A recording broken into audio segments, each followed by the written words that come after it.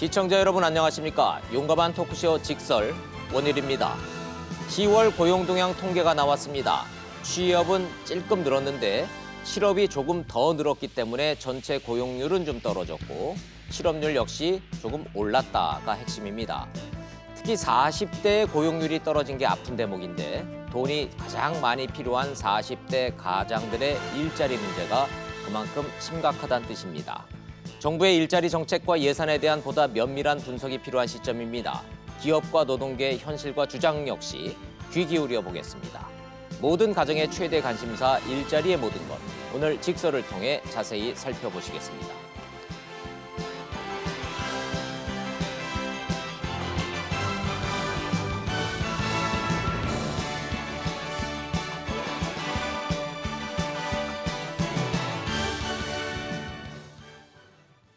함께 이야기해 주실 전문가 세 분 소개하겠습니다. 숙명여대의 신세돈 교수님, 고려대학교의 김성희 교수님, 그리고 현대경제연구원의 최양호 고문님 세 분 모셨습니다. 어서 오십시오. 안녕하십니까.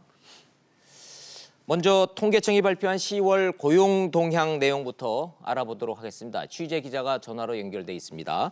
장가희 기자 나와 계시면 네, 전해주시죠. 네, 장가입니다. 네, 취업자 수가 어떻게 됐습니까?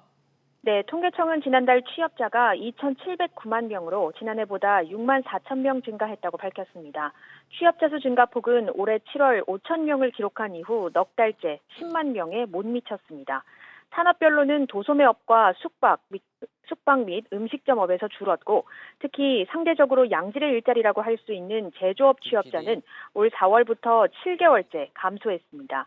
고용률은 61.2%로 1년 전보다 0.2%포인트 떨어져 지난 2월부터 9개월째 하락세입니다. 실업자는 1년 전보다 7만 9천 명 늘어난 97만 3천 명으로 집계됐습니다. 이에 따라 실업률은 1년 전보다 0.3% 상승한 3.5%를 기록했는데요. 이는 10월 기준으로 지난 2005년 3.6%를 기록한 이후 13년 만에 가장 높은 수준입니다. 통계청은 40, 50대 중심으로 실업자가 늘며 전체 실업률이 상승했다고 설명했습니다. 지금까지 SBS CNBC 장가입니다. 통계청이 발표한 10월 지난달의 고용 동향 통계 수치를 전해드리다 보니 수치가 워낙 많이 나왔습니다. 휙휙휙 지나갔기 때문에 전체적으로 뭔가 안 좋구나라고 시청자 여러분들이 느낌은 가지시겠지만 도대체 얼마나 어떻게 됐는지 아마 수치는 잘 기억을 못하실 것 같아서 먼저 저희가 통계청 발표 내용을 그래픽으로 띄워드리고 교수님들의 해석과 분석을 제가 요청드리도록 하겠습니다. 먼저 취업자 수부터 먼저 좀 보여주시면 고맙겠습니다. 취업자 수 가장 궁금한데 넉 달째 10만 명 밑으로 지금 밑돌고 있다는데요. 김성희 교수님부터 좀 부탁을 좀 드리겠습니다. 지난달 고용 동향이에요. 취업자 수는 그래도 좀 6만 4천 명 좀 늘었다. 좀 긍정적으로 평가하면 저 숫자부터 좀 얘기를 좀 해야 될까요? 예전보다 대폭 줄어든 숫자인 건 사실이죠. 네. 예전에 30만 명가량 매달 늘어나다가 예. 올해 초부터 10만 명대로 밑으로 떨어졌다가 떨어졌고.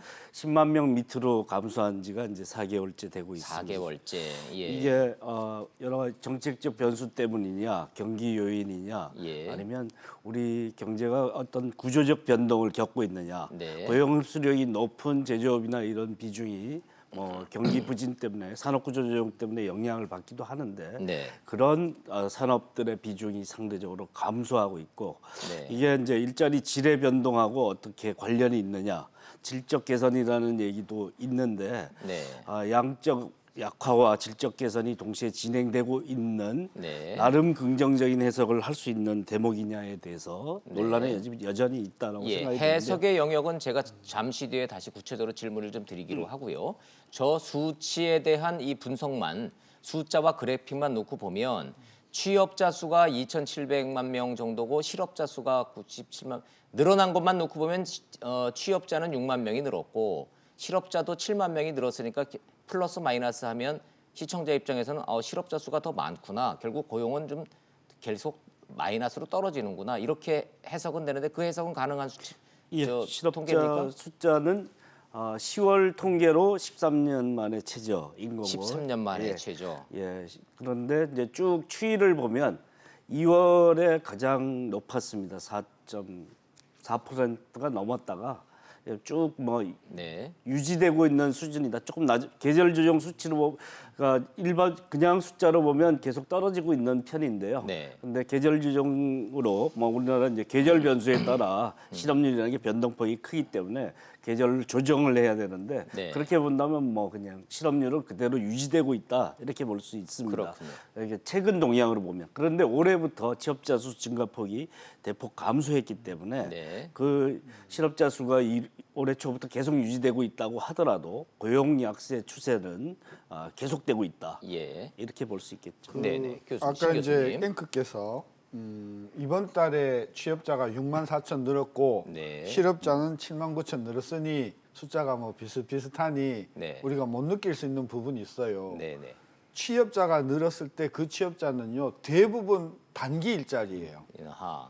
근데 실업자가 늘은 그 실업자들은 단기 일자리뿐만이 아니라 20년 근무하던 회사, 15년 네. 근무하던 회사에서 그만두고 나가는 사람이 많다는 거죠. 감원이 된다. 그렇죠. 그러니까 취업자가 4만, 실업자가 4만이라서 똔똔이 아니고 네. 취업자는 단기 일자리가 생기는 거고 실업자는 장기 일자리에서 장기 없어지는 일자리가 거니까 없어지니까. 이 숫자만 가지고 우리가 상황을 판단하는 것은 상당히 문제가 있는 거예요. 네, 제가 잠시 뒤에 그 질문을 드리려고 그랬는데 신세동 교수님이 먼저 그 말씀을 하셨으니까 그 얘기 좀 해보죠. 결국은 정부가 지금 통계청에서 발표되는 숫자만 놓고 보면 뭐 취업자 6만 명 늘고 실업자 7만 명 늘었으니까 1만 명 정도 차이가 나기는 하지만 뭐 비슷하구나라고 국민들이 생각할 수 있지만 전문가들이 내용을 들여다보면 이 취업의 내용과 실업의 내용을 들여다보면 이 심각성의 격차는 더 벌어진다라는 말씀으로 좀 그렇죠. 이해가 좀 됩니다. 또 하나가 예.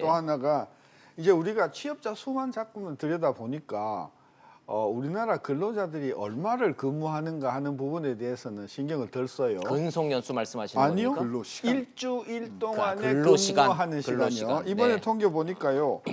17시간 미만 일하는 사람이 19만 7천이 늘었어요. 네. 작년 같은 기간에 비해서. 네. 그다음에 18시간에서 35시간 일하는 사람이 37만 1,000명이 늘었어요. 네. 그래서 1시간서부터 35시간까지 일하는 분들이 늘어난 숫자가 거의 60만 가까워요. 그러니까 무엇을 의미합니까?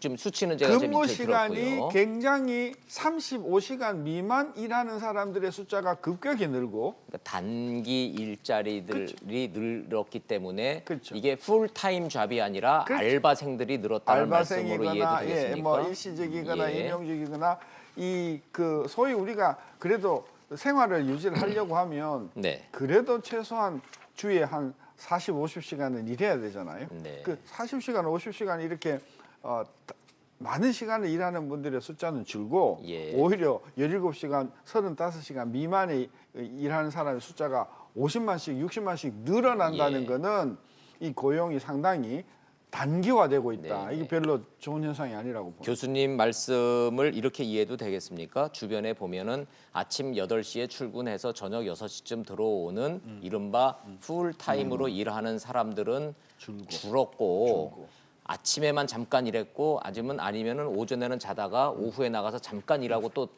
오후에 들어오는 그런 알바생들 같은 그런 단기 일자리가 늘었는데 그거 하나하나가 다 취업으로 분류가 되다 보니 취업자 숫자가 좀 내용보다는 실질적으로 좀 수치는 높게 나왔지만 내용이 좋지 않다 그런 말씀으로 이해도 되겠습니까? 그렇습니다. 그 취업자가요. 예. 15일이 있는 그 일주일 동안 1시간만 일해도 취업자입니다. 1시간만 일해도 한 취업자로 시간, 분류가 그런 된다. 통계는 분류가 되고요. 네, 네. 이제 실업자는 뭐 우리가 그냥 놀고 있는 사람이 실업자가 아니라 네. 구직 활동을 하는 사람 예. 중에 직장을 못 찾는 사람이기 때문에 그거 안 하고 완전히 실망 실업자가 있어요. 구직 활동 안 하는 사람. 네. 그 사람들은 또 잠재적으로 취업자, 또 지금 뭐 숫자들을 뭐 추정은 합니다만은 거기도 실업자군에 일 안 하는 사람군에 이제 들어가 있기 때문에 그런 것들은 우리가 좀 감안해서 보셔야 되고요. 예. 지금 나오는 숫자들 뭐 취업 증가가 얼마 됐다 이런 거는 지난달 대비 는 게 아니고요. 전년 대비. 전년에 예. 같은 달에 대비해서 얼만큼 늘었느냐니까 예. 그것도 조금 염두에 두시고 숫자를 보시는 게 좋을 것 직설 같습니다. 시청자들의 수준이 지금 거의 준 경제학자 다 되셨기 때문에 고용 동향 이런 거 실업률 얘기하고 그럴 때 제가 추가 설명을 일부러 안 드리는데 말씀하셨으니까 추가 설명 드리고 가면 지금 10월 고용 동향은요 9월하고 비교한 고용 동향이 아니고요 작년 10월하고 이제 대비를 해보는 겁니다. 이 계절적으로 그렇죠. 지난달하고 비교하는 거는 무의미하기 때문에 그렇답니다. 그럼 이제 작년에는 그럼 얼마 늘었냐? 예. 그 말씀을 드리면 28만이 늘었거든요. 작년에 그러면 이제 저게 저 아픈 대목이에요. 네. 2017년 11월에는 27만 명, 28만 명 늘던 그렇죠. 일자리가 올해 2018년에는 이제 6만 명 간신히 넘긴 겁니다. 그나마도 그 6만 명이라는 숫자도 내용이 좋지 않기 때문에 주변에서는 이게 취업이 늘었다라는 게 실감이 안 나는 겁니다. 지금 시청자 여러분들, 제가 국민 재밌는 여러분들. 통계 하나 말씀드릴게요. 네. 지난 10년 동안의 월별 통계로 따지면 120개 통계가 있잖아요. 예. 그 120개월 통계 중에서 가장 일자리가 낮은 숫자로 랭킹을 매겼더니 가장 나쁜 게 8월 달에 3천, 예. 2위가 9월 달에 5천, 5천. 3위가 7월 달에 3위가 그 5월 달에 7만 2천, 네. 5위가 6월 달에 10만 6천, 네. 그리고 9월 달에 4만 5천, 6만 4천이니까 금년 2월서부터 10월까지의 숫자들이요. 지난 120개월 중에서 낮은 랭킹으로 1, 2, 3, 4, 5, 6, 7, 8위가 예. 전부 이 금년에 다 몰려 있어요. 금년에 몰려 있어요. 그래서 올 들어서 유난히 유난히? 경기가 안 좋다. 아이고 경제 어렵다. 사람들 입에서 아이고 힘들어 죽겠다 소리 나오는 게 다 이유가 있는 겁니다. 지금 보면 지난 십수년에 걸쳐서 최소한 일자리만 놓고 보면 최근 석 달이 1, 2, 3 거꾸로 꼴찌에서 1, 2, 3등이에요. 1, 2, 3, 4, 5위가 다. 예. 뒤집어 얘기하면은 김성희 교수님 뒤집어 얘기하면 문재인 정부 출범한 직후부터 그 연말까지 뭐 저 남북 정상회담하고 한참 분위기 좋고 막 이럴 때가 우리 경기도 정점이었다라는 신임 통계청장의 분석도 이 발언도 있지만 통계를 내놓고 봤더니 뒤집어서 복기를 해봤더니 오히려 올해보다 작년 2분기, 3분기가 그때가 피크였다. 좋았었다 그때가. 근데 사실은 그때도 우리 막 어렵다 그런 얘기 많이 했었는데.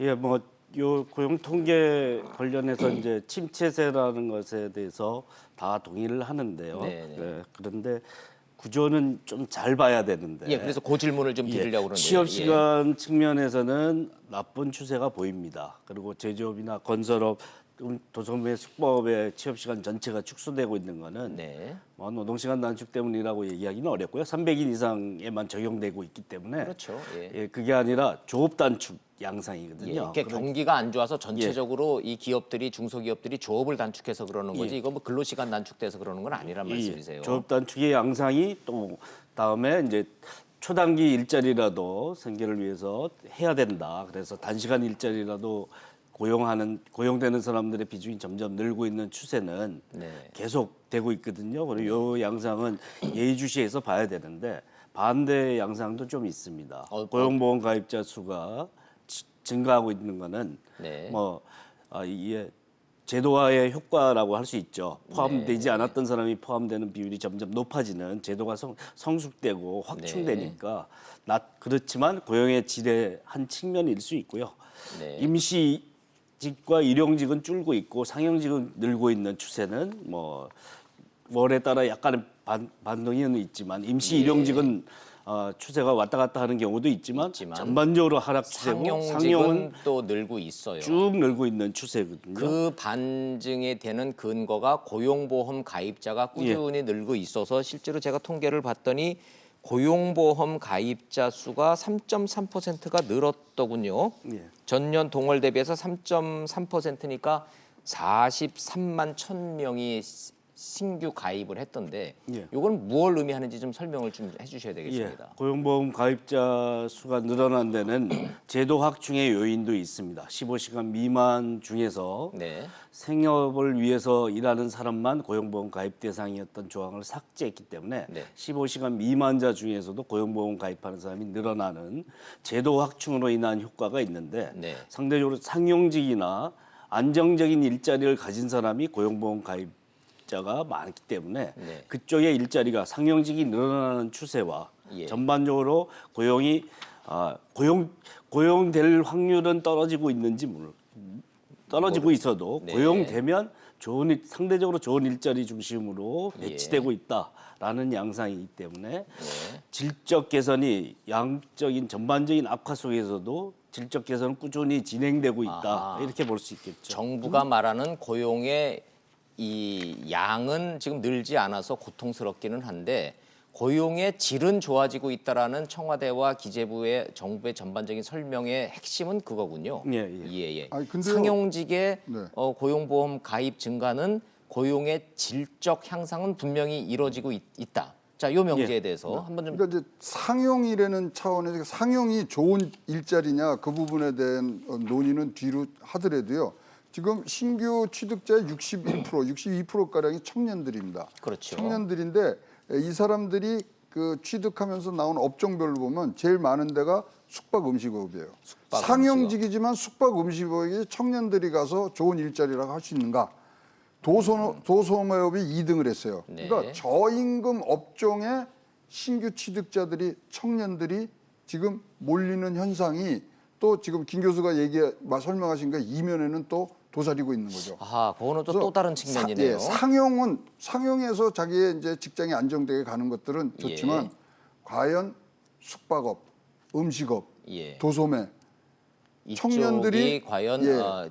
이게 청년들이 선호하는가? 미래 지향적인 평생 직장으로서의 개념을 갖고 있는 양질의 일자리냐, 요거는 좀 또 별개의 문제라는 말씀이시네요. 예. 신 교수님, 네. 이거는 잠깐 제가 좀 일부러 좀 산으로 좀 올라갔다 오겠습니다. 이 본질에서 좀 벗어나서 사전 질문을 제가 받아놔서 그렇습니다. 시청자한테. 고용보험 그러는데 월급쟁이들이 고용보험 그러니까 다들 그냥 무의식적으로 월급에서 그냥 얼마 떼가는 건강보험료 떼듯이 고용보험료는 떼는 걸로 알고들 있는데 이거 나한테 나중에 돌아오는 돈인가 아닌가가 헷갈린다는, 잘 모른다는 거예요. 그래서 고용보험에 대한 기초적인 질문을 좀 하고자 하는데 고용보험은 월급쟁이가 반 내고 회사가 반 내주는 거 맞습니까? 그렇게 돼 있나요? 저 정확하게는 좀 모르겠는데. 네. 예, 그렇게 해서 이제 뭐 그 만일의 상태로 그래서 실업이 되면 예. 신청해서 일정 기간 동안 어떤 조건 하에서 그 실업 보험을 타게 돼 있죠. 그래서 제가 그 질문이 사전 질문에 들어와 있습니다. 그러면 고용보험은 실업급여의 재원이 됩니까? 라는 질문인데 맞습니까? 예. 재원인가요? 얼마나 있나요 지금 대한민국에? 뭐 7조라는 얘기도 있고 네, 쌓여 그 변동성이 있는데요. 왔다 갔다 하겠죠, 구직급여라고 하는 실업보험 급여를 받는 경우는 노사가 반반씩 내고요. 네. 고용안정사업이라고 해서 뭐 조업 단축을 하거나 이럴 때 휴업지원금이나 노동시간 단축 지원금을 주거나 직업훈련을 시키는 사업은 사용자가 전적으로 부담하고요. 사용자가 내는 거고요. 또 고용보험하고 산재보험은 붙어 있는데 산재보험은 전적으로 1%인데 사용자가 부담하게 사용자가 돼요. 내는 거죠. 자, 그래서 고용을 하고 있는 단기 일자리들 중에 나 사대보험 이런 거 싫고요. 그냥 당장 현금이 필요하니까 이런 거 가입하지 마시고요. 저 그냥 다 돈으로 월급으로 다 주세요. 이런 분들이 의외로 많다는 거예요. 그런데 이게 의무적으로 가입이 되게끔 되면서 사업주들도 꺼리는 측면이 좀 있고 본인들한테도 당장 돈이 안 들어오니까 꺼리는데 정부가 이거를 이제 의무적으로 확 늘려놨기 때문에 거기서 미스매치가 발생한다. 이거 그러지 마시고 들으셔야 됩니다라고 얘기를 해야 됩니까? 아니면은 이거는 사회 안전망을 같이 안전망인 보면, 거죠. 뭐 포용 경제든가 사회 또 그런 실업자리 많으면 뭐 지금은 뭐 아무런 영향이 없는 것 같지만 뭐 돌아서 오면은 경제 성장률이 떨어지고 이러면 우리한테도 영향이 가기 때문에 네. 사회 보장적인 차원에서는 해줘야 돼요. 지금 1.3% 뜁니다. 네. 근데 내년에는 그게 좀 올라가요. 1.6%. 1.6%. 그리고 이제 구직급여를 받으시려 그래도 자기가 사표 썼다고 받는 건 아니거든요. 예, 구조 그게 조정을 지금 세 번째 당해야 질문이었는데 되니까. 제가 고용보험료를 매달 이렇게 월급에서 띄고 있는데 어느 날 갑자기 제가 회사를 그만두게 됐습니다. 그럼 제가 실업급여를 다만 얼마라도 그에 준해서 받는 겁니까? 이런 질문. 공단에 신청을 하고요. 이유들을 다 내셔야 그때 내가 되고 자발적으로 낸 안 사표자는 됩니다.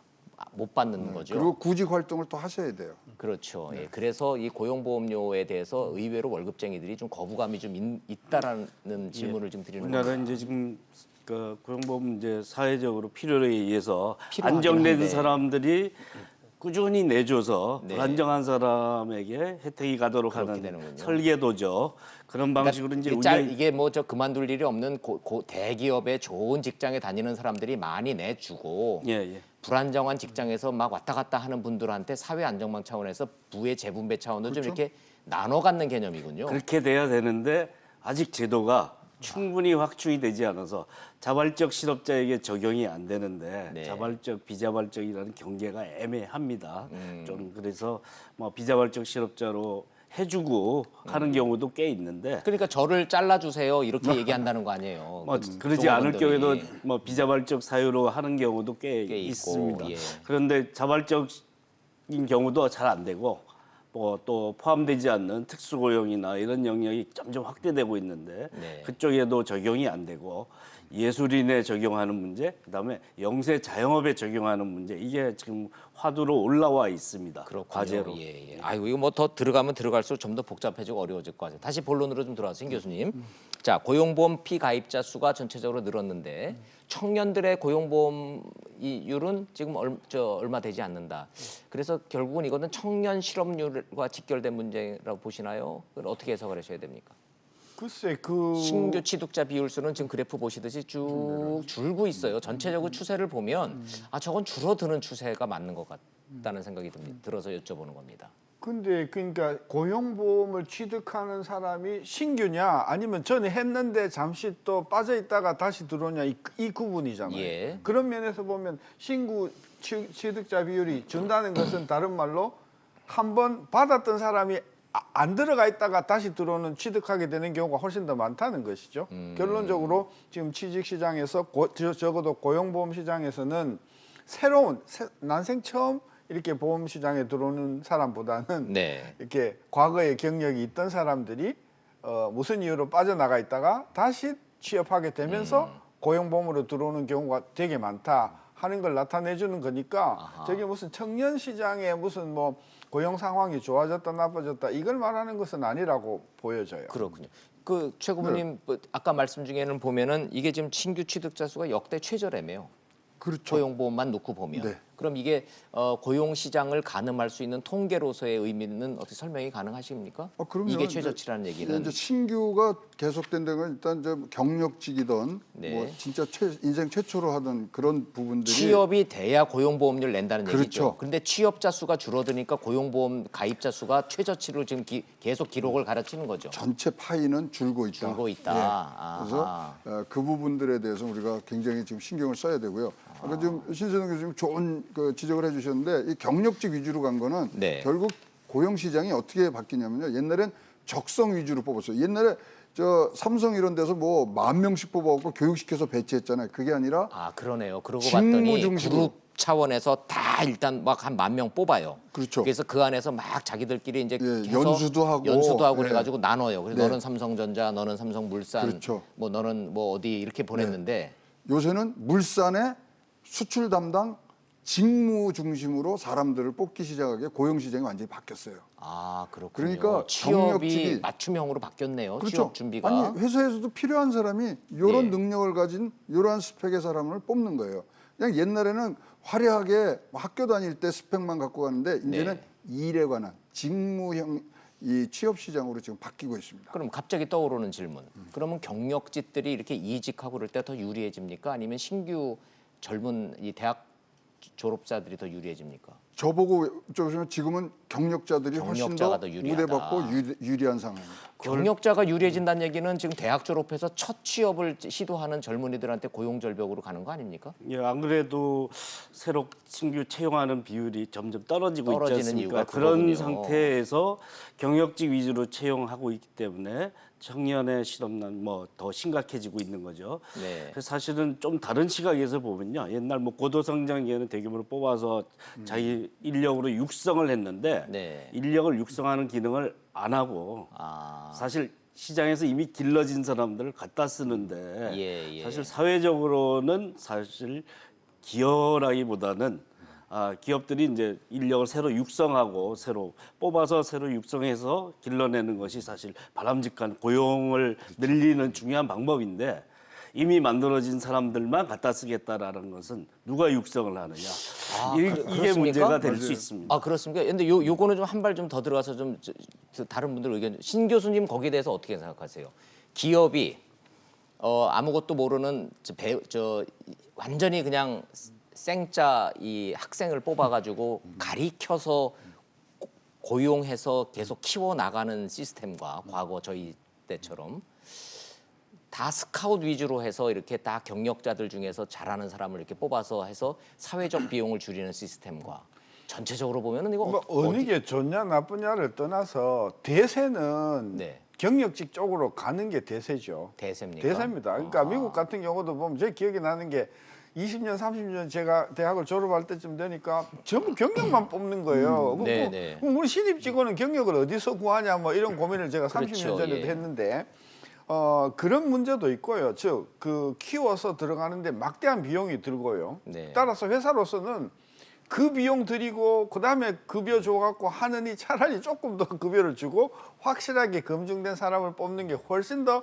리스크 부담도 적고 네, 비용도 적게 든다는 이런 부분이 하나 있고요. 그럼 경력직 위주로 이 채용 시장이 가는 거는 대세입니까? 대세라고 저는 봐요. 그렇군요. 예. 지난 4년간요. 4대 그룹에 예. 취업자 수가 4년 전엔 64만 2천 명인데요. 예. 지금 64만 9천 명밖에 없어요. 아, 그러니까 4년 동안에 0.12% 7천 명 는 거밖에 없거든요. 네. 그러면 대규모로 뽑아서 하는 게 아니라 어디 결혼이 나면 경력직 갖다 쓰고. 쓴다. 그러니까 그렇기 때문에 상시 공채 시즌이라는 게 사라지고 이제는 상시 채용 시스템으로 바뀌어가고 있는 게 대세란 말씀이시죠? 그렇죠. 그건 이제 전체 이제 뽑는 것도 뽑기도 하고, 근데 네. 그게 대폭 줄었죠. 그렇군요. 부분이. 또 사- 하나는 예, 또 예. 하나는 그 대졸 사원들의 이게 취업 시장이 워낙 나쁘다 보니까 네, 네. 어떤 학생 그 자세를 가지냐면 일단 되는데 들어가고 보자 들어갔다가, 해서 들어갔다가 예, 예. 상황을 봐서 1, 2년 만에 그냥 회사를 옮기는 경향이 전반적으로 신입 직원의 취업 시장이 어려운 가운데서도 네. 시장이 워낙 어렵다 보니까 자기의 어떤 재능을 못 살리는 그래서 이직하는 사람들이 대단히 많은 현상이 참 나타나니까 그럼 이직은 당연히 늘어나겠군요. 그렇죠. 그게 트렌드라면. 그러면서 이제 그런 공간이 생기니까 회사에서는 차라리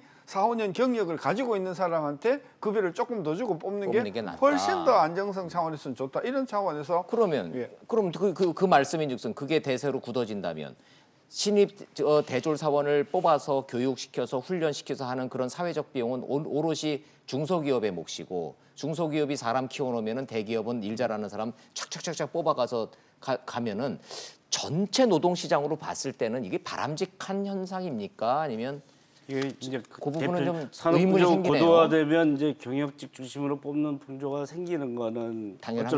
어쩔 수 없는데. 그 풍조가 한번 굳어지면 더 심해지죠. 이게 대표적인 직업훈련 분야가 대표적인 시장 실패 분야인데요. 시장 실패라는 시장 거는 실패. 투자한 사람이 수익을 못 가져간다는 그렇죠. 겁니다. 예.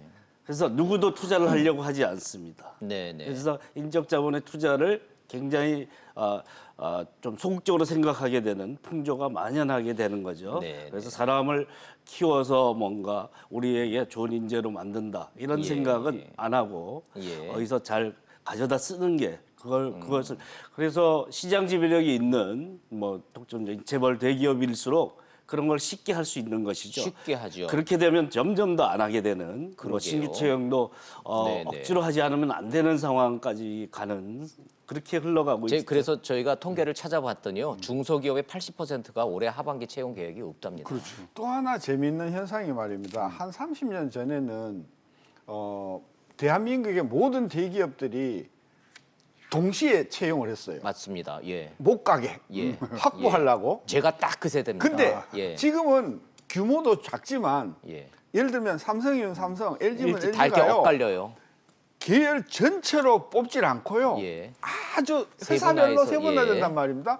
옛날에는 일단 삼성그룹에만 들어가면 자기의 재능과 능력에 따라서 뭐 전자로도 배속될 수 있고 예. 뭐 물산으로 배속될 수 있는 행동의 운신의 폭이 넓단 말입니다. 네. 그러니까 일단 삼성 들어오면은 옮겨갈 수 있는 가능성이 크기 때문에 계속 붙어 있는데요. 네. 이제는 예를 들면 특별한 회사에서 소수를 뽑아버리니까 예. 일단 자기하고 적성이 안 맞는 데 들어가 버리면 자기는 다른 계열사는 갈 수가 없잖아요. 갈 수가 없네요. 그러니까 이직의 예. 요인이 되고 네, 네. 부적응의 어떤 그런 여기서 요인이 좀 다른 얘기 한 가지 말씀드리고 싶은 게 아까 고용보험 이제 확대 필요성이 있다. 우리나라 예.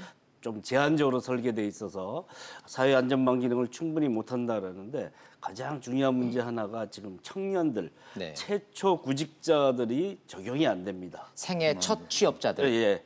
취업하기 전까지는 네. 고용보험이거든요. 예. 고용이 돼야 자격 조건이 발생하기 시작을 합니다. 고용이 돼야 고용보험료를 그런데 실업보험, 내죠. 그러니까 다른 나라는 다 실업보험으로 운영이 되는데 실업자이면 자격이 생기는 것과 아하. 고용이 한번 됐어야지 자격이 생기는 것은 큰 차이가 천양지차이죠. 있죠. 그래서 이렇게 정말 취업 절벽 문제가 생기고 네. 이런 상태에서는 사회 안전망 기능을 고용 분야에서 하려면 사실 최초 실업자에 대한 적용 문제에 대해서 굉장히 중요한 사회적 투자로 생각하고 고려해야 된다라는 어찌 점. 보면 국가가 담당해야 되는 그런 실업 보험의 그 부담을 지금 방송을 보고 계시는 부모님 세대들, 부모님 세대들이 자녀들의 이 미취업 상태에서의 그 보험료를 온전히 다 지금 부담하고 계신 거예요. 각 가정이 부담하고 있는 거죠. 예, 기업들이 그 훈련에 대한 비용을 투자하지 않기 때문에 이제는 네, 네. 뭐 그게 이제 합리적이라고 볼 수도 있습니다. 기업의 입장에서. 그러게요. 그러면 누군가가 해야 되는데 그걸 부모에게 전가하지 않고 사회가 할 수 있는 네, 방법이 최초 구직자에게도 실업보험을 적용하는 방식으로의 확대. 그런 안전망은 좀 필요하다는 생각은 항상 이 듭니다. 구직 얘기하고 청년 실업 얘기하면 결국은 끝에 하게 되는 얘기가 교육의 대개혁. 예, 예. 그건 진짜 직장과 이제 자기의 직업과 연결되는 부분.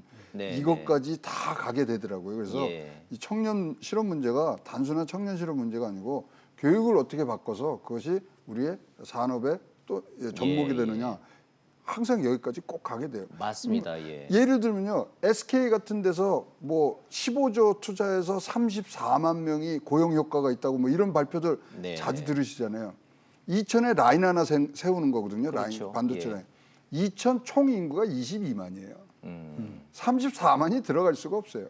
그러네요. 예. 그러면 34만이 되려 그러면 여기에 반도체 기계라든가 또 건설 이런 이 취업 유발 할 수 있는 숫자들 다 합해서 34만이거든요. 네. 그런 전체적인 사회의 전방위적인 그런 구조와 교육의 문제 이런 것까지 다 합쳐서 복잡합니다. 한 번은 예. 복잡하지만 이 산수식을 사회적인 대타협으로 풀어나가야 그렇죠. 되는 뭐 예, 우리 문재인 상황이 정부, 있습니다. 예, 문재인 정부가 지금 해야 되는 그런 문제가 이렇게 굉장히 다 고차 방정식의 문제인 겁니다. 이게 30년 전으로 거슬러 올라가면 지금 저 신 교수님 말씀 듣고 저도 생각이 나는데 저희 언론만 해도요 기자들이 100% 공채였거든요. 그럼 저는 어느 언론사에 공채 몇 기로 들어간다 시험을 보고 들어가는 겁니다. 보통 한 9명에서 10명을 뽑았는데 30년이 지난 지금 SBS, KBS, MBC 같은 지상파만 딱 놓고 봐도 정확하게 몇 명을 뽑든지 신입반, 공채반, 경력반이에요. 지금은. 그러니까 언론사도 이제는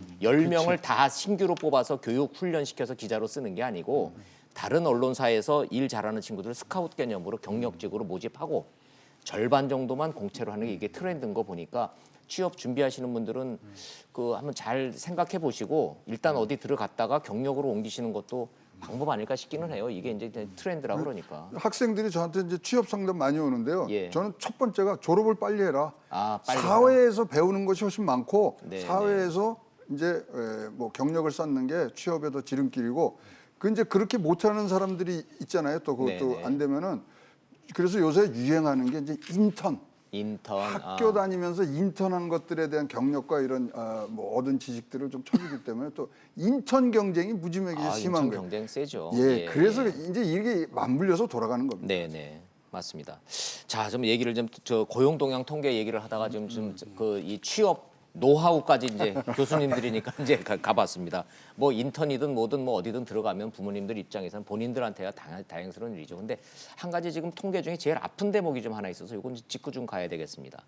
왜 유난히 40대 가장들의 일자리가 이렇게 확 줄었죠? 그거 좀 한번 좀 그래프 좀 보여주시면 뭐 전체적으로 안 좋기는 한데 유난히 40세에서 49세, 40대 허리들이 지금 마이너스 폭이 커요.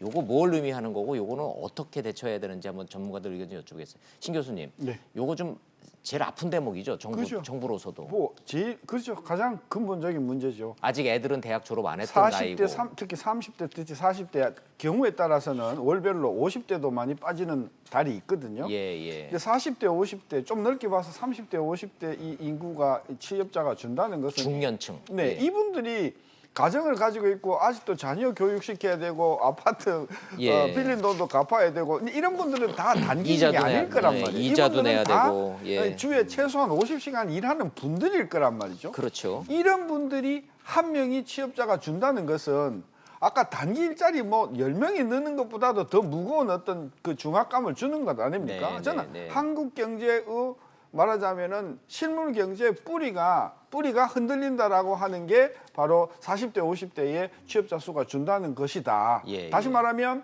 중소기업이 막 문을 닫고 중소기업이 조업을 단축하고 그래서 일자리가 자꾸 없어지는 현상이 예. 물론 이게 어제 오늘의 일은 아니나 네. 한 뭐 몇 년 계속 되었으나 그렇죠. 이것이 한국 경제의 뿌리가 흔들리고 기둥이 무너지고 있는 아주 명확한 증거다. 저는 그래 보는 거죠. 정부도 요 대목을 좀 주목하고 있을 것 같기는 한데 김성희 교수님, 예. 40대면은 우리 경제의 이제 허리에 해당되는 세대들인데 저 40대가 저렇게 흔들린다. 우리가 뭐 10손가락 깨물어서 안 아픈 손가락이 어디 있겠습니까마는 예. 특히 40대가 흔들리는 저 부분은 정부도 정책적으로 좀 이건 좀 예의주시하고 좀 대책을 마련해야 된다는 목소리가 높은데 예. 어떻게 봐야 우리나라 됩니까? 여전히 뭐 여성 취업률이 점점 늘어나고는 있지만 예. 남성 가장 모형이죠. 예, 남성이 그렇죠. 가족을 부양하는 모델에서 완전히 벗어나 있지 못합니다. 아, 여전히. 여성 고용률은 낮은 편이니까 다른 나라에 그렇죠. 비해서.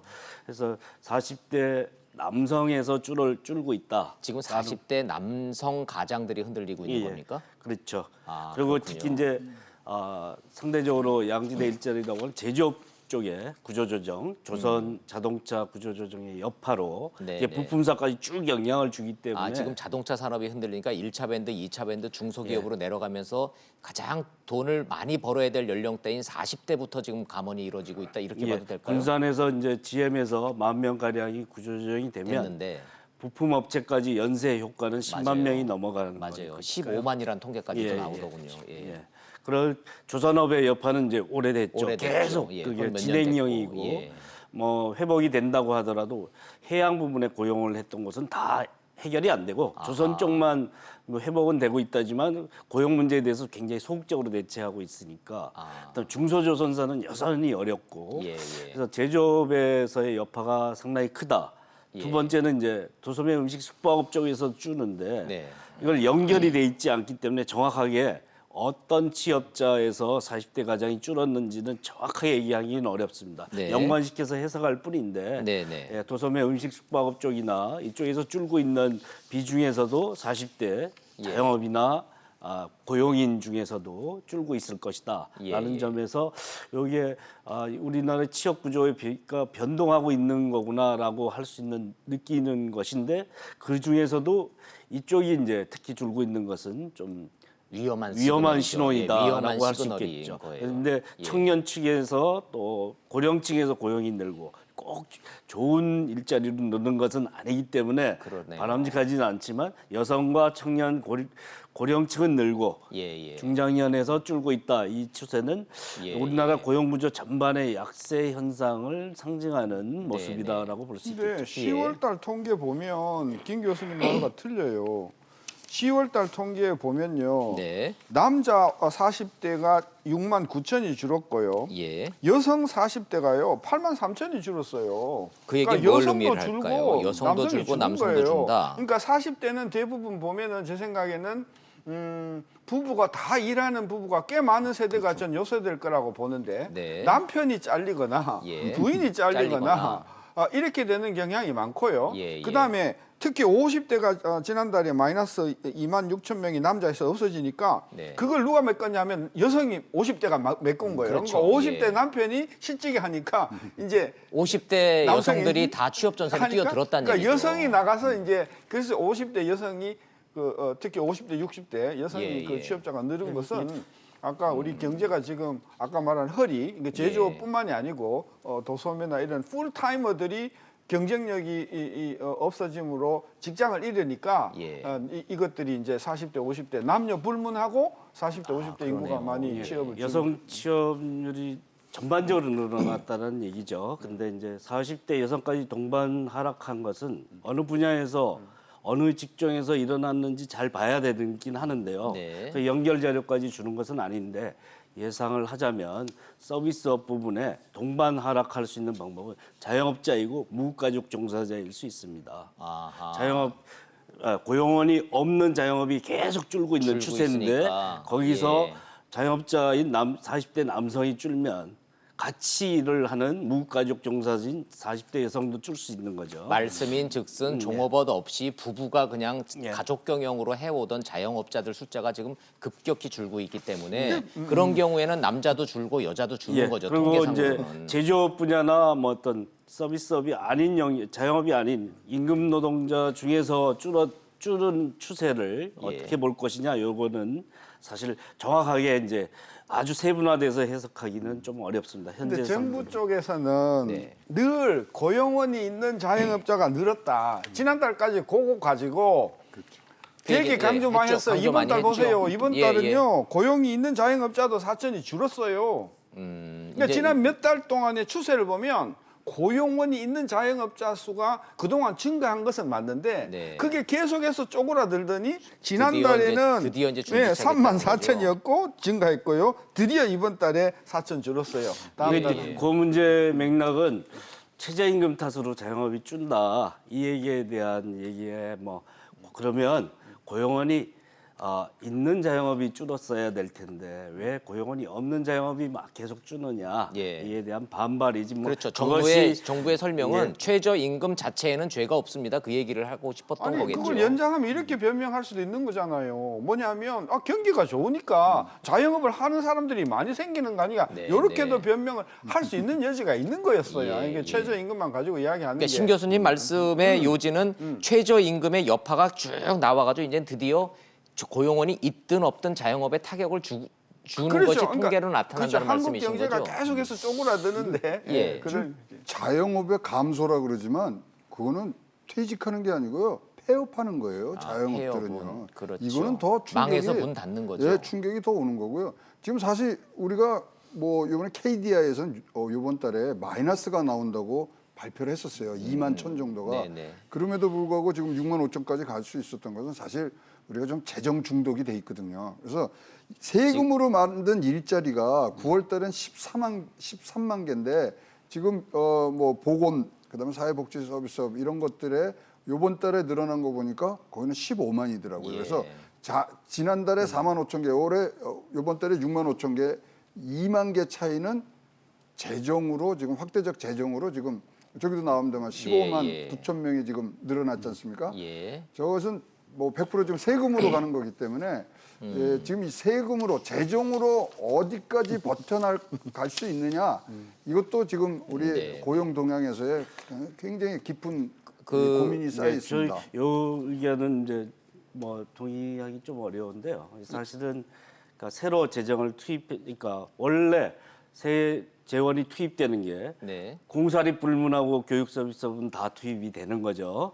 보건의료에도 간접적으로 재정은 투입될 수 있는데 그거는 건강보험 재원이든 이렇게 해서 투입될 수 있는 거죠. 네. 그것까지 이제 다 이제 재정으로 만든 일자리다 이렇게 얘기하면 그건 좀 좀 과도한 과도한 해석일 수 있고요. 예라는 그래서 말씀이시네요. 요 추이를 뭐 재정으로 만든 일자리다라고 얘기할 수는 없고 그러니까 사회가 성숙하고 사회 보장 제도가 성숙할수록 네. 재정 기반으로 얽혀 있는 일자리들은 늘어날 수밖에 없는 거고 그 추세가 우리나라가 그래도 높지 않다. 좀 더 만들 여지가 있다라고 하는 게 거죠. 일반적인 평가죠. 예, 그래서 지금 신임 경제부총리 후보자도 재정 확대를 통해서 이 일자리 창출에 마중물 역할을 하겠다라는 얘기는 지속적으로 좀 하고 있습니다. 제가 재밌는 예. 통계 하나 말씀드릴게요.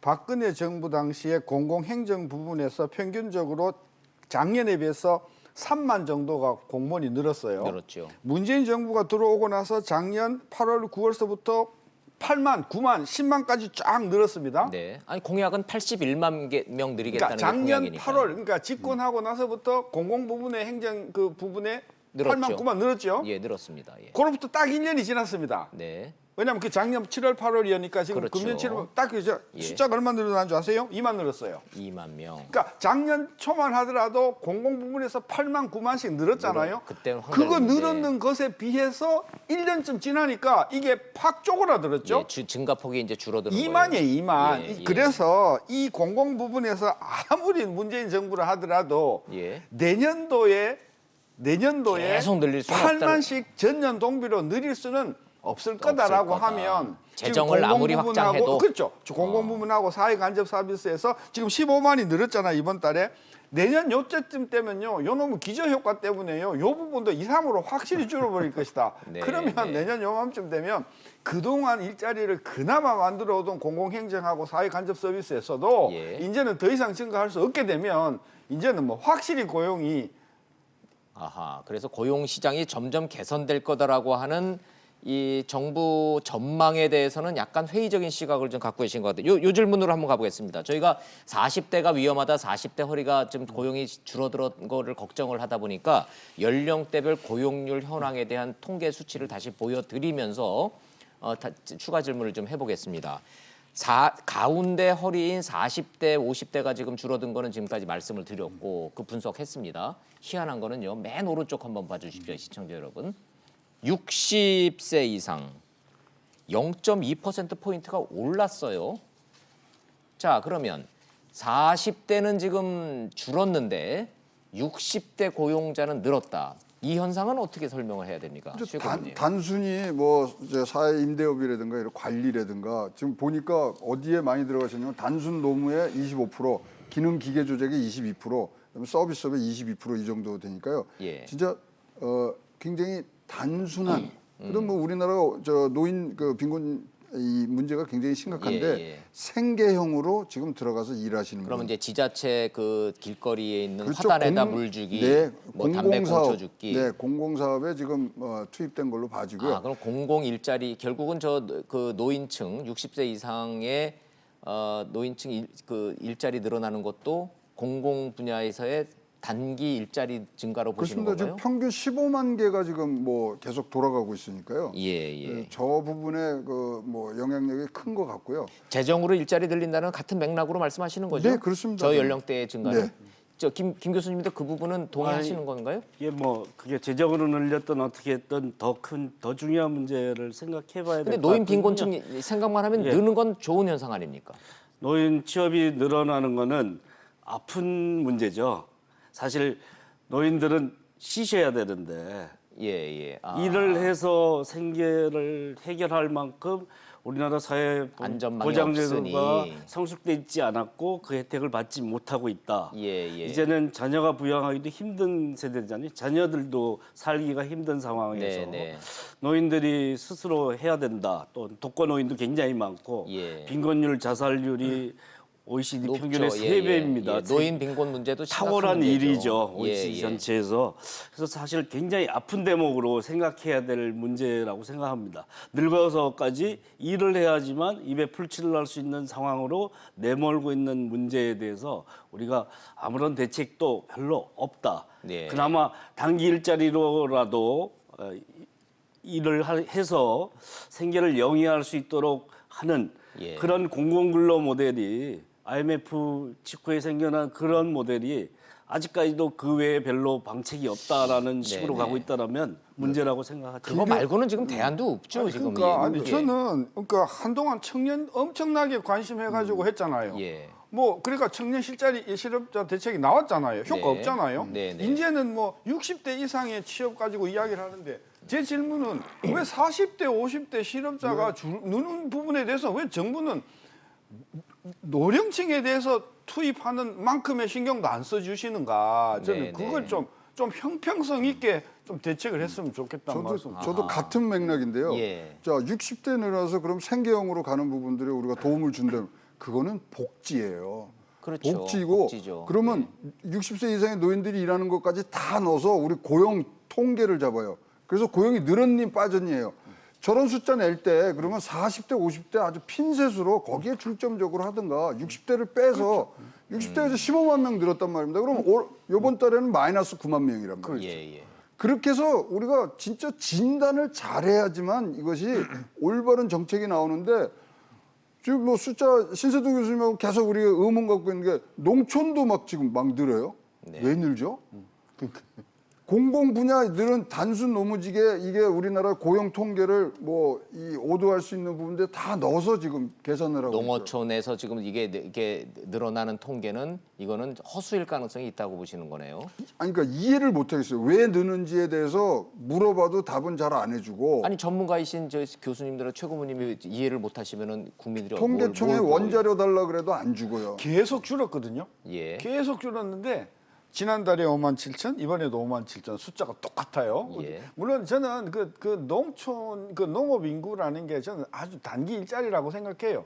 추수 때니까 잠시 예. 가서 뭐 사과 따고 배 따고 뭐 그런 것 같긴 한데 어쨌든 이 인구가 5만 6만이 늘어나니까 이거를 제외하고 보면 10월달에 6만 4천도 는 것도 아니잖아요. 그러네요. 예. 그래서 예. 지금까지 계속 1년 7개월째 마중물 얘기를 하고 있거든요. 네, 네.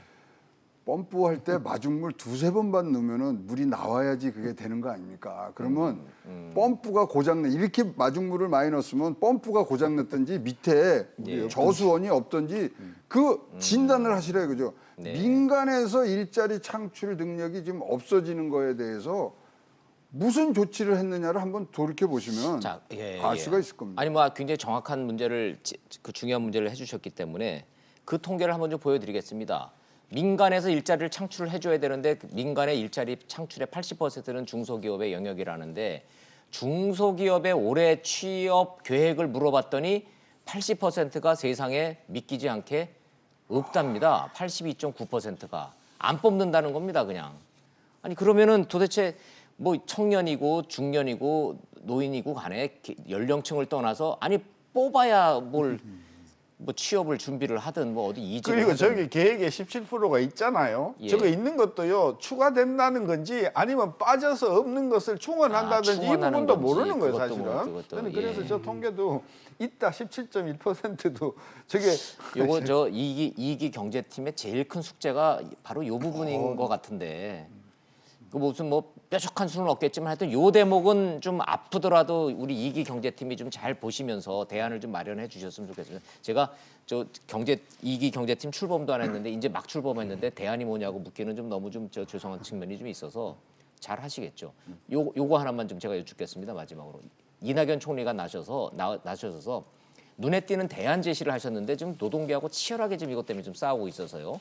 광주형 일자리 요거 도대체 핵심이 뭔지 그리고 이게 왜 이게 좀 안 되고 있는 건지 이낙연 총리는 여기에 왜 이렇게 이 초점을 맞추시는지 요거 마지막으로 정리 좀 하겠습니다. 간단하게 설명 좀 해주세요. 광주형 일자리가 뭡니까? 근데 뭐 여기는 이제 임금을 3천만 원에서 4천만 원 정도로 내리고 그 대신 잠깐만요. 광주에 있는 현대기아차 말씀하시는 네, 거예요? 그렇죠. 거기 근로자 차 제조에 들어가 완성차 제조에 들어가는 근로자들이 뭐 많게는 9천만 원. 근데 울산 현대차는 연봉이 7천, 8천 뭐 이러잖아요. 이렇게 봤는데 억대잖아요. 거기. 예, 거기랑 다른 점은 이겁니다.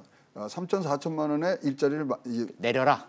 임금을. 임금을 내리지만 네. 그렇지만 주택을 제공을 하고 어허. 그다음에 양육 체제를 다 이제 뭐 집 되는 주고 애들 교육비 대줄게. 네. 대신 그러니까 임금을 내리자. 3천으로 내리자. 즉 이제 국가에서는 생산성에 걸맞는 임금 체계를 갖고 가자는 부분들이 있고요. 또 단순하게 계산해 보면은 뭐 엄청난 차이가 나는 임금의 이 감소 이 부분에 대해서 노조가 지금 반대를 하고 있는 거고. 네. 그게 이제 딱 맞춰서 사실 이걸로 해서 광주형에서는 일단은 뭐 할 수 있다. 그리고 노사 간 뭐 거의 이제 합의가 돼가는 부분들이 이제 전국적으로 퍼져나가고 싶은 그런 부분들하고 지금 뭐 민노총 한노총하고의 예, 또 예. 대립 이걸로 지금 아주 지금 첨예하게 붙어 있는데요. 그렇군요. 자, 이거 뭐 소위 말하는 사회 안전망을 확충한 상태에서 생산성에 걸맞는 임금 체계 예. 우리가 갈 수 있는 채택할 수 있는 그런 옵션 중에 네네. 아주 좋은 옵션이라고 보여집니다. 신선 교수님, 이 광주형 일자리 이낙연 총리가 저렇게 반드시 성공해야 된다 이거 노사가 양보해서 이거 합의해야 된다, 성공해야 된다 저렇게 이제 주장을 하시는데 될 것 같습니까? 아니면 저 어렵습니까? 어떻게 플랜하느냐, 계획하느냐에 따라서 저는 가능성이 있다고 봅니다. 구체적으로 되면은 국가적으로 구체적으로 좋은 거죠. 현대 기아 자동차에서 퇴직한 분들이 예. 옮겨가는 경우에는 예를 들어서 뭐 우대를 한다든지 하면 노조의 반발을 상당 부분 무마뜨릴 수 있는 그런 부분도 있지 않겠습니까? 예. 그리고 이 제품 여기서 공장에서 나옴으로 해서 일감이 다른 그 현대 기아차는 일감이 줄거든요. 예. 일감이 줄면 아까 뭐 현대 기아차 연봉이 7천 8천 그랬는데요. 그 연봉이 7천 8천이 아니고요. 그 잔업수당, 특근수당을 다 포함해서 그 정도 나오는 거기 때문에 네. 일감이 줄어들면 그 현대 기아자동차 직원들의 소득도 확 줄어들기 때문에 아, 이 사람들은 그렇군요. 그게 자기의 밥그릇하고 연결이 된다고 보기 때문에 그렇다. 아. 저는 그래서 그 부분을 정부가 잘 플랜을 해서 광주형 일자리에 들어오는 분들은 일단 현대기아자동차 기존 직원의 경우에 인센티브를 주고 이분들이 퇴직했을 때 네, 이쪽으로 네. 옮겨가는 이런 어떤 그런 절충안이 있으면 저는 그 부분도 상당히 저는 될 수도 있다고 보시네요. 봐서 예. 플랜을 어떻게 짜냐에 따라서 그 프로그램의 성패가 좀 달려 있다고 봐요. 네네. 김성희 선생님, 근데 네. 왜 노동계는 이거를 정치 포퓰리즘이라고 반발을 하죠?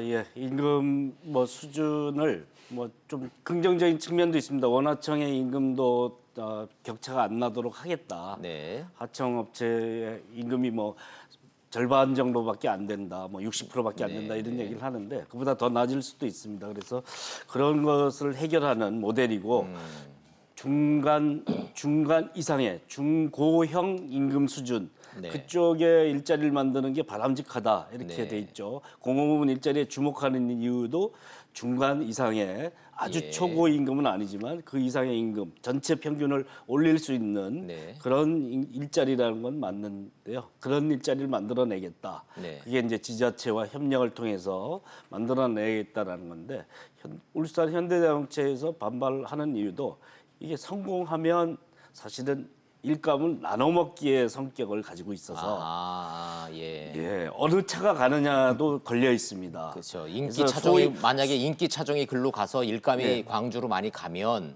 예. 현대기아차의 기존의 노조 입장에서 일감이 줄어드니까 수당이 줄어들고 본인들의 임금이 줄어들 여지가 있다 이런 걱정이군요. 예, 광주에서는 이제 전기차를 생각을 하는데 예. 현대차 라인업에 없는 게 소형 SUV입니다. 그렇죠. 소형 쌍용에도 성공을 했고 예. GM도 주력을 하려고 하는 그쪽에 영역이 비어 있으니까 그것을 한다면 타협의 여지가 있을 수 있는데 있다. 예. 전기차로 해야 된다. 장기적인 계획이 돼야 된다 해서 미래형 자동차를 투입해야 된다라는 얘기에 대해서는 울산 쪽에서 반발이 굉장히 크죠. 심하군요. 미래 먹거리라고 보는군요. 예, 이게. 그렇죠. 그러니까 어느 쪽에서 그것을 가져갈 거냐에 대한 이게 고민은 쉽지 있습니다. 않은 건데. 근데 이거는요 진짜 경제 원탑의 예. 의지의 문제입니다. 이거는 하겠다는 의지를 갖고 해야지 뭐 협상에서 그 나온 거에 대해서 어떻게 대처를 하겠다가 아니고 예. 우리나라의 경제 원탑이 누굽니까? 경제부총리라며요. 대통령이셔야죠. 대통령이 의지로 나서야 된다. 이거를 풀으셔야지 우리가 이제 넘어갈 수 있는 임금 겁니다. 피크제라는 게 있지 않습니까? 정년이 될 사람들한테 급여를 깎고 그 대신 임기를 보장해주는 좋은 제도가 있지 않습니까? 예. 전 이 광주형 플랜트를 거기에 연장선상에서 현대기아자동차에 근무하셨던 분이 조금 일찍 퇴직을 하고 이쪽으로 오면 급여는 조금 낮지나 직장을 좀 더 연장해준다라고 하면 잡 저는 쉐어링이 될수 그렇죠. 있다. 노조의 예. 어떤 반발도 상당히 저는 줄여들 수 있는 그런 여지가 있기 때문에 예. 저는 그 플랜을 어떻게 하냐에 따라서 노조도 그다음에 현대차도 윈윈할 수 있는 그런 프로그램이 저는 가능성이 예. 있다고 봐서 네. 한번 성공을 하도록 정부가 계획을 잘 세워주면 좋을 것 같습니다. 노동계가 문재인 정부한테 속았다라고 지금 얘기를 하고 총파업을 이 예고를 하고 있어서 노동계 출신인 홍영표 민주당 원내대표도 민주노총 도대체가 말이 안 통한다고 지금 막 고개를 잘래잘래 흔들고 계시는데 요 대목은 어떻게 하든지 타협점을 마련해내서 잘 됐으면 참 좋겠습니다. 그래서 우리 지금 이 일자리 문제의 새로운 모델로 자리 잡았으면 좋겠는데 진행형이니까 시청자 여러분들과 함께 잘 한번 지켜보도록 하죠. 오늘 시간이 다 돼서 고용 지표 타개할 만한 얘기 묘수를 충분히 다 도출해냈다고 볼 수는 없지만 충분한 걱정했으니까 2기 경제팀이 잘 해내리라 기대하면서 오늘 세 분 말씀 여기서 정리하도록 하겠습니다. 고맙습니다.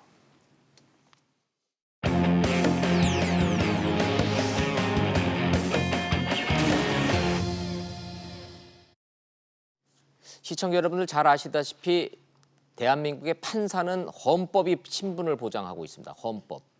국회에서 탄핵하지 않는 이상은 판사는 아무도 자르질 못합니다. 그런데 현직 판사들이 사법농단에 관련돼 있는 현직 판사들을 탄핵하라라는 지금 이 연판장을 돌리고 있습니다. 사상 초유의 일입니다. 영상 보시고 이슈 따라잡기로 돌아오도록 하겠습니다. 대구지법 안동지원 소속 판사 6명 전원이 오는 19일 열릴 전국 법관 대표회의에 지역 대표로 참석할 판사들에게 이메일을 보냈습니다. 안동지원 판사들은 사법농단 의혹 관련 검찰 수사가 진행 중이지만 형사 절차 종료까지는 아직 멀었다며 사법부 스스로 명백한 재판 독립 침해 행위에 대해 유무죄를 떠나 헌법에 반하는 행위였음을 국민들에게 고백해야 한다고 제안했습니다. 구체적 방법으로 재판 독립 침해 행위자에 대해선 국회의 탄핵 절차 개시를 촉구해야 한다고 제시했습니다. 탄핵 사유로 삼을 재판 독립 침해 행위로는 정부 관계자와 비공개 회동에 재판을 논의하고 의견서 작성 등을 해준 행위, 그리고 재판부에 연락해 특정한 방향의 판결 주문을 요구하거나 재판 절차 진행에 의견을 제시한 행위를 꼽았습니다. 법원 내부에서 법관 탄핵의 필요성이 제기된 건 이번이 처음입니다. 판사들이 제안한 탄핵 촉구 결의안은 전국 법관 대표회의 당일 참석자 100여 명 중 10명 이상이 동의할 경우 정식 안건으로 상정됩니다. 전국 법관 대표회의에서 탄핵 촉구 결의안이 참석자 과반수 이상의 동의를 얻어 통과된다면 국회의 탄핵 소추안 발의가 더욱 힘을 받을 것으로 전망됩니다. 세상 돌아가는 소식 이슈 따라잡기 시간 돌아왔습니다. 김지예 변호사님 나오셨습니다. 어서 오십시오. 안녕하세요. 잘 나오셨어요. 판사들이 저렇게 연판장 돌려서 동료 판사들을 탄핵하라. 국민들한테 죄를 고하고 스스로 물러나고 탄핵해라. 처음 있는 일 맞죠? 네, 굉장히 좀 사법 역사상 유례가 없는 일인데 좀 근데 법적으로 제일 먼저 드는 생각. 네네. 법적으로 가능한 얘기입니까 지금? 네, 가능합니다. 헌법에는요. 예. 탄핵 또는 금고 이상의 형을 선고받지 않으면 법관을 파면할 수 없다라고 그렇게 규정을 하고 있는데요. 헌법에 그렇게 돼 있어요. 예, 그러니까 탄핵은 일단 이론상으로 가능한 것인데 네. 이제 국회의원의 그 3분의 1 이상이 발의를 하고 제적의원 과반수가 찬성을 하면은 결국 그 법관 탄핵이 되게 됩니다. 네. 근데 탄핵이 되는 것과 대통령 그냥 탄핵보다는 좀 요건이 좀 완화되기는 그렇죠. 해요. 예, 네. 예, 그런데 그러나 이제 일단은 만약에 징계 절차를 밟게 되면은 정직 1년이 최고인 거예요. 이제 네. 그래서 보통은 사표를 쓰고요. 예. 다시 이제 1년 정도 지나서 변호사로 복귀를 합니다. 네. 예, 근데 이제 탄핵이 되게 되면은 그 탄핵되고 나서부터 5년간 변호사업을 할 수가 없어요. 예, 아무래도 이제 그런 것 때문에 탄핵이 조금 더 의미 있는 그런 징계가 아닌가. 네. 이제 이런 부분에 대해서 이제 법관도 좀 탄핵을 해야만 한다. 이제 이런 의식이 있는 것 같습니다. 네.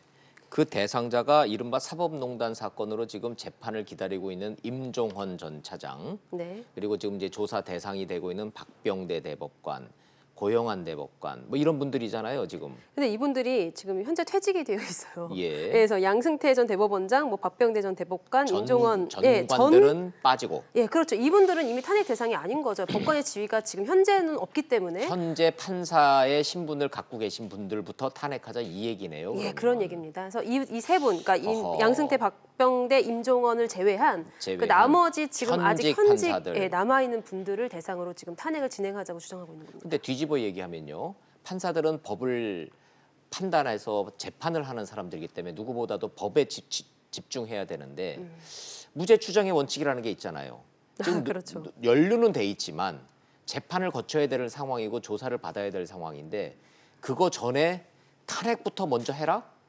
이건 좀 건너뛰고 점프한다라는 느낌을 좀 국민들이 받을 수도 있을 것 같아요. 요거는 논거가 뭡니까? 근데 이제 사실은 우리가 대통령 탄핵에 있어서도 예. 어떤 박근혜 전 대통령이 형사적으로 유죄 판결을 받기 전에 탄핵 절차는 그대로 먼저 진행이 했죠. 됐었잖아요. 네. 그러니까 그런 거와 마찬가지로 탄핵 절차는 일종의 어떤 그 정치적인 절차이기 때문에 예. 사법 절차와는 좀 구분된다고 그렇게 보이고요. 그래서 헌법이 일단은 법관에 대한 탄핵을 예정하고 있는 이상은 네. 그 유죄 판결 전에도 탄핵 절차는 별도로 진행할 수 있는 것으로 해석하고 있습니다. 아하, 결국은 박근혜 전 대통령의 형사적 판단 이전의 정치적 탄핵이 맞냐 틀리냐 그 논쟁이 똑같이 현직 판사들한테도 좀 진행되고 네, 있는 그렇죠. 거네요.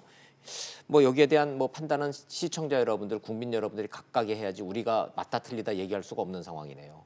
아무래도 그냥 헌법에 그렇게 정해져 있으니까 네, 예, 네. 그것은 일단 가능하다고 보는 것 같은데 이제 만약에 그것이 좀 부당하다고 여겨진다고 하면 헌법을 개정하는 것 외에는 네. 예, 그다지 방법이 없어 보이고 근데 그러게요. 실질적으로 실무상에서는 지금까지는 탄핵이 진행된 적이 한 번도 없었잖아요. 없죠. 예. 그 좀 가늠하기 힘든 그러니까 헌법에 사실상 있기는 있지만 조문이 예. 있기는 있지만 현실적으로는 그다지 그렇게 적용되는 조문이 아니었는데 네. 근데 이번에는 굉장히 이례적으로 그 판사 회의에서부터 먼저 이런 이야기가 나왔다. 네. 이래서 약간 사법부의 어떤 분위기도 지금 변화하는 그런 추세에 있는 것 아닌가 좀 이렇게 짐작이 됩니다. 사법부 내부의 이 다른 목소리가 생각보다 강하고 자주 나와요.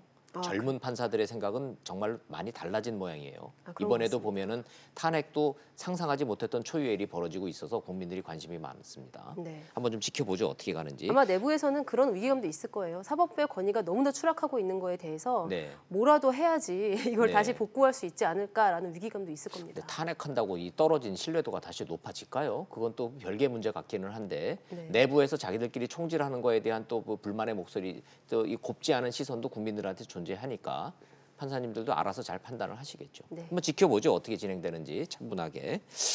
자, 한국당과 바른당이 조국 민정수석을 해임하라 이런 주장이 처음 나온 주장도 아니잖아요, 지금.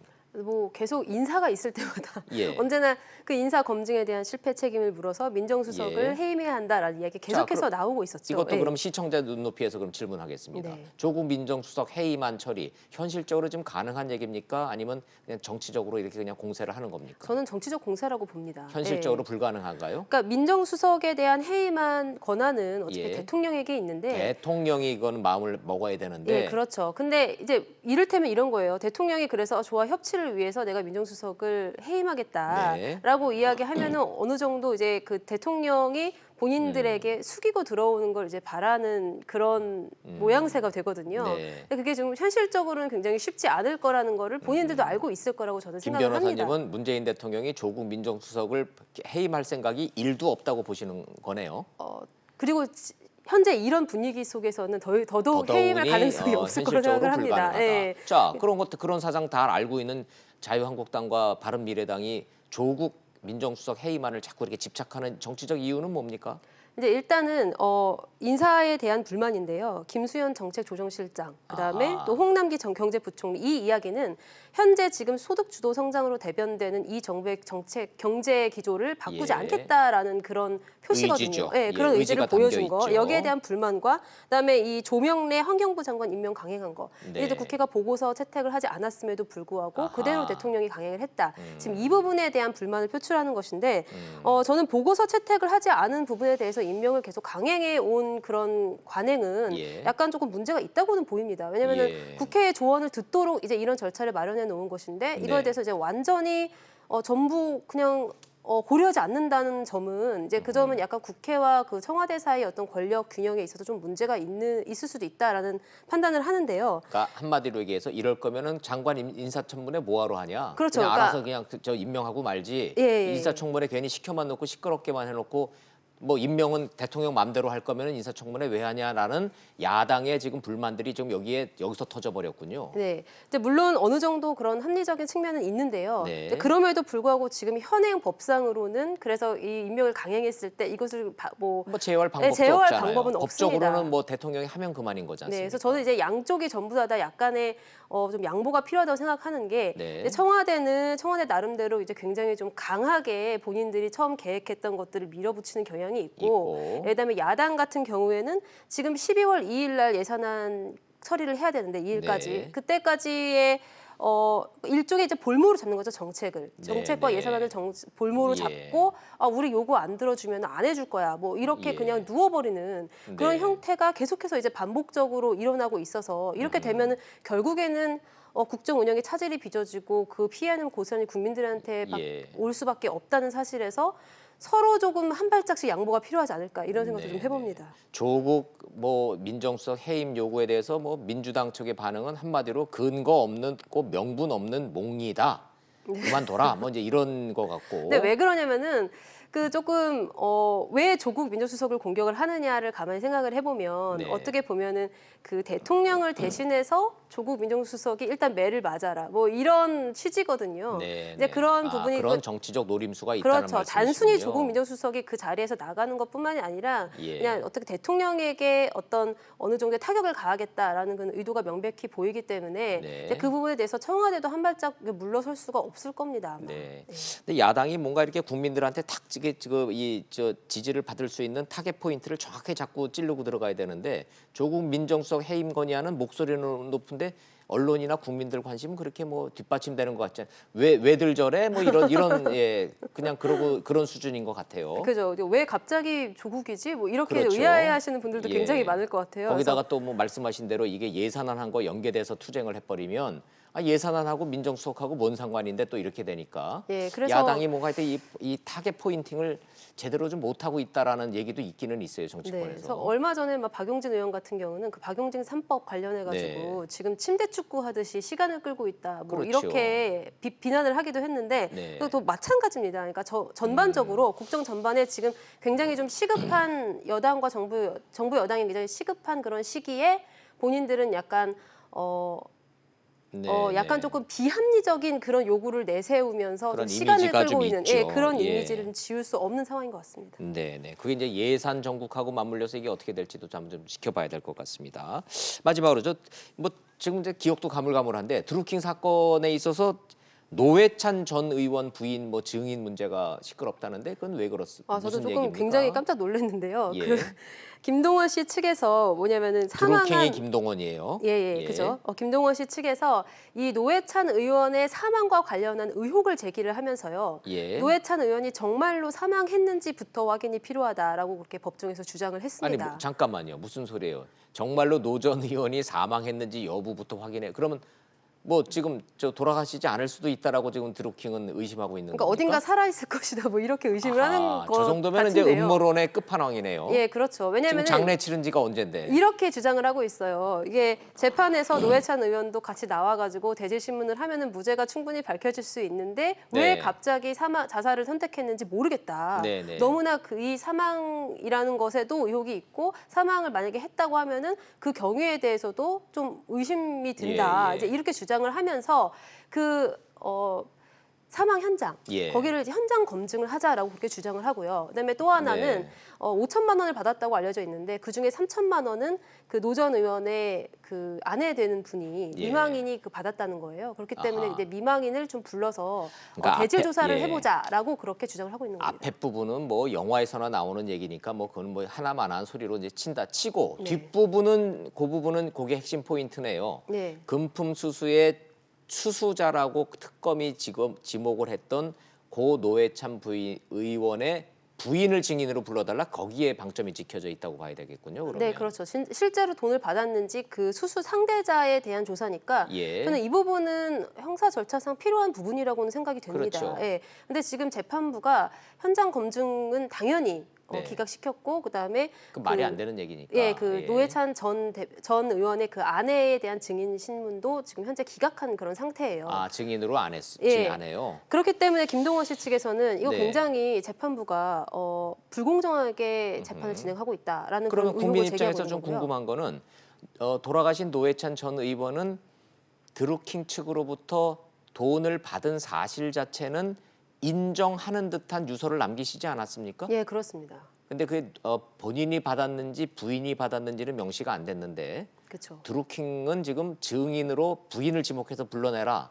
부인이 받은 거다 이렇게 주장하고 있는 거군요. 네, 어떻게 보면은 유서에 담긴 내용 자체는 이제 네. 굉장히 좀 진실한 것으로 추정되는 측면이 있습니다. 네, 그러니까 네. 사람이 이렇게 마지막 선택을 하기 전에 그 유서에다가 거짓말을 적었을 가능성이 굉장히 적거든요. 그래서 네. 아마도 재판부는 이제 그것만으로도 충분히 판단을 할 자료가 됐다라고 이렇게 생각을 하고 있는 거고, 지금 돈을 건넨 적이 없다라고 주장하는 그 김동원 씨 측에서는 네. 받았다는 사람을 그러면 불러서 한번 불러달라. 물어보자. 이거에 대해서는 본인이 진실 여부를 다투고 있으니까 좋습니다. 사실관계를 확인해야 된다. 이제 이런 입장인 겁니다. 예, 그럼 이제 팩트만 좀 여쭤보죠. 그럼 부인 증인 채택은 기각된 거예요? 네, 기각됐습니다. 그러면 브루킹 측에서는 그러면 재판부 못 믿겠다. 재판부 바꿔달라. 기피 신청 냈다는데 바뀔 가능성이 있습니까? 기피 신청을 냈는데 이제 그거에 대해서 재판부가 또 따로 판단을 합니다. 아직 그런데 결정 안 됐군요. 예, 그래서 이 부분에 대해서는 저도 이제 섣불리 예측하기는 조금 힘든데 네. 만약에 이제 기피를 하게 되더라도 재판부 사이에 그 판단의 차이에 큰 차이가 있을까 싶기는 합니다. 그래서 네, 네. 일단은 이론적으로는 기피 신청이 가능하지만 기피 신청이 실제로 받아들여지는 실무례에서 거의 찾아본 적이 없는 것 같습니다. 알겠습니다. 네. 김 변호사님이 그렇게 보시니까 대충 답이 보이기는 하네요. 말씀 잘 들었습니다. 고맙습니다.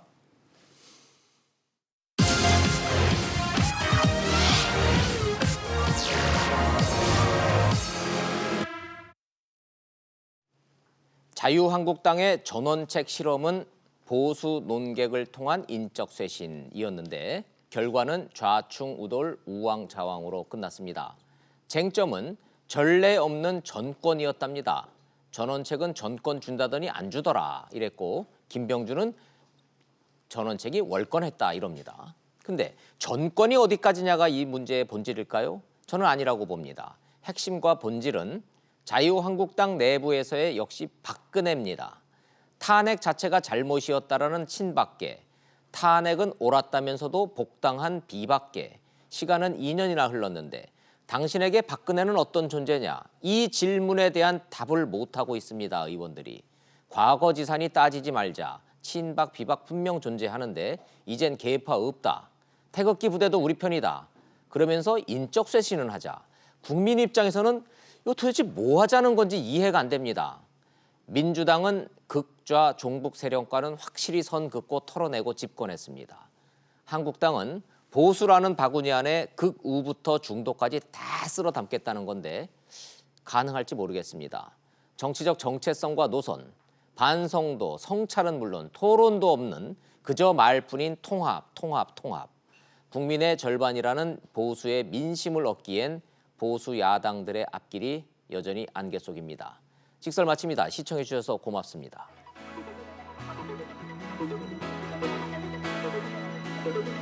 Thank you.